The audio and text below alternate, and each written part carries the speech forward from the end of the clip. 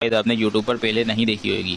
तो दोस्तों ये देखें, ये पैंट के दोनों पन्ने हमने ले लिए, यानी कि 2.5 गज का हमारा कपड़ा है, 2.5 गज का कपड़ा है। और जितना होगा आप इसमें कली भी डाल सकते हैं। हम ये छोटे साइज़ की शलवार काट रहे हैं, तो ये आप डेमो के तौर पे देख सकते हैं और इस तरीके से आप अपनी शलवार बना सकते हैं और सीख सकते हैं। तो ज़रूरी नहीं आप साइज़ हमारा पूरा याद करें, मैं आपको डेमो के तौर पर ये साइज़ में कटिंग करके इसकी स्टिचिंग भी सिखाऊंगा और कटिंग भी सिखाऊंगा।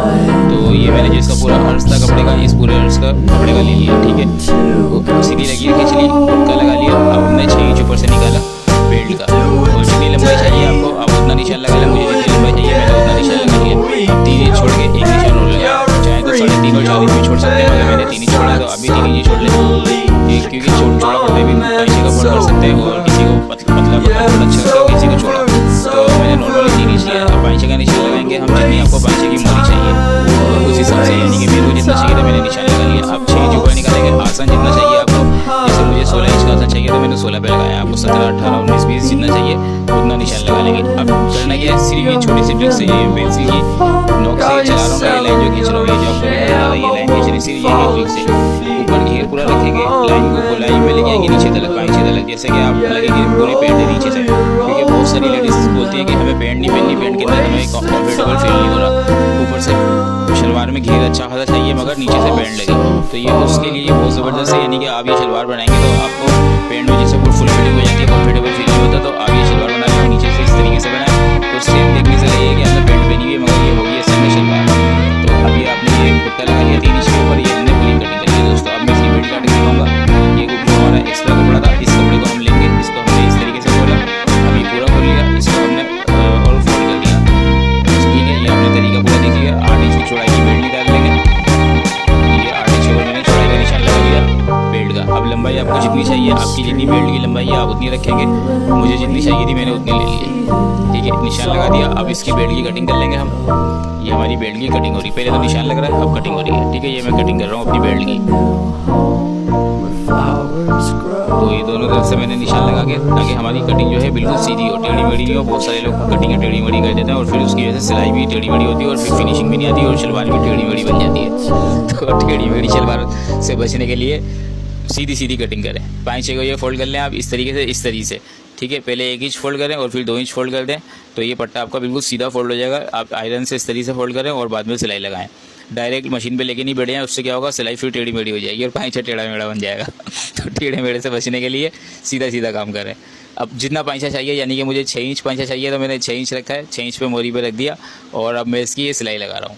तो सिलाई जो है बिल्कुल सीधी लगाएंगे, यानी कि गोलाई के हिसाब से घुमाते हुए जाएंगे। आसन की तरफ आके आप इसको 1 उंगली के यानी कि आधे इंच के हिसाब से ले आएंगे, यानी कि नीचे से पूरी 1 इंच के हिसाब से दबाव चलता आ रहा है। आसन की तरफ आके मैंने इसके दबाव को कम कर दिया। तो अब ये मैं दोनों बना लूँगा, दूसरा वाला पाइचा भी इस तरीके से बना लूँगा। ये दोनों मैंने पाइचे बना लिए। अब दोनों के आसन को जोड़ूंगा, ठीक है। ये आसन दोनों के मिलाएंगे और जोड़ देंगे, तो बिल्कुल पेंट की तरह जोड़े जाएंगे आसन। शलवार के आसन भी आप कोशिश करा करें इसी तरीके से जोड़ा करें। नॉर्मल शलवार भी अगर आप कटिंग करें, स्टिचिंग करें, तो उसके आसन भी इसी तरीके से जोड़ें, तो ये अच्छा सा बैठ जाता है। इस पर फिर इस तरीके प्रेस लगा लगा के बैठाना नहीं पड़ता इसको, तो ये आसन अच्छे से बैठ जाता है और अंदर कट भी नहीं लगाना पड़ता। ये देखें, ये सिलाई बिल्कुल तरीके के साथ गोल घुमाते हुए ले जाएँ ऊपर। ये हमारा ये आसन जुड़ गया। अब जो हमने खुटका लगाया था कोने पे, जो शुरू में जब कटिंग कर रहे थे उस टाइम पे जो खुटका लगाया था, उस खुटके को पकड़ेंगे, एक प्लेट देंगे, प्लेट का मुँह अपनी तरफ करेंगे। 1 इंच की प्लेट है, ठीक है। अब छोटी छोटी सी प्लेटें देंगे। बहुत सारे लोग गेजिंग डाल देते हैं, मुझे गेजिंग पसंद नहीं है, इसलिए मैं प्लेटें डाल रहा हूँ। गेजिंग से शलवार फूली फूली भी लगती है और फिर वो अच्छी नहीं लगती, तो प्लेटें अच्छी लगती हैं, तो मैं छोटी छोटी सी प्लेटें डाल रहा हूँ इसके अंदर, ठीक है। तो गेजिंग अगर आपको डालनी हो तो आप गेजिंग डाल लें, वैसे गेजिंग अच्छी नहीं लगती इतनी ज़्यादा। अब जब दूसरा खुटके तक पहुँचेंगे तो वहाँ पे आप आगे अपने 1 इंच की प्लेट बिठाएंगे और जितनी आपने प्लेट देनी है उस प्लेट को अपनी सेटिंग से बिठा लेंगे और सिलाई लगा देंगे और उसको कंप्लीट कर लेंगे। तो ये हमारी प्लेटें डल गई। अब आ जाएंगे हम बेल्ट के ऊपर। ये देखें, ये पूरी प्लेटें डल गई हमारी और फिनिशिंग देखें प्लेटों की कैसी बैठी हुई है, एक जैसी सारी प्लेट है। तो ये मेरी बेल्ट आ गई। बेल्ट के दोनों तरफ से मैं सिलाई लगा लूँगा, जोड़ लूँगा दोनों पीसों को बेल्ट के। ये मैंने अपना दूसरा पीस जोड़ा, एक पीस जोड़ लिया मैंने अपना बेल्ट का। अब दूसरा पीस जोड़ रहा हूँ। अब बेल्ट के एक तरफ जहाँ पे इलास्टिक डाली जाएगी वहाँ से आपने बिल्कुल पतला सा पकड़ के फोल्ड करना है, लपकी सिलाई मारनी है ताकि फिनिशिंग आए सिलाइयों के अंदर भी। तो जितनी ज़्यादा ऊपर नीचे फिनिशिंग ज़रूरी नहीं है, दिखता नहीं है, ये ऊपर से दिखेगा नहीं, तो फिनिशिंग ही नहीं करे तो उससे ना फिर ख़ुद भी अच्छा नहीं लगता। तो अब ये हमने ऊपर की सिलाई लगा दी, थोड़ा सा मोड़ के। अब हम अपनी बेल्ट चढ़ाएंगे। बेल्ट चढ़ाने का तरीका ये है, जो हमारा जोड़ था बेल्ट का, ज्वाइंट ढंग से करा हुआ था, उस ज्वाइंट पे और जो शलवार का आगे का आसन था जहाँ पे हम आसन का सेंटर, ठीक है, उन दोनों ज्वाइंट को मिला लेंगे और उन दोनों ज्वाइंट को मिलाने के बाद आगे से प्लेटें जहाँ से हमने डाली है वहाँ से इस पर सिलाई लगाना स्टार्ट कर देंगे। तो ये प्लेटें हमारी पूरी दब रही हैं और सिलाई इस तरीके से लगाएंगे जो प्लेटों वाली सिलाई जो हमने पहले लगाई थी वो नज़र नहीं आनी चाहिए, ठीक है। तो अभी हम इसको आगे से स्टार्ट करेंगे जोड़ना।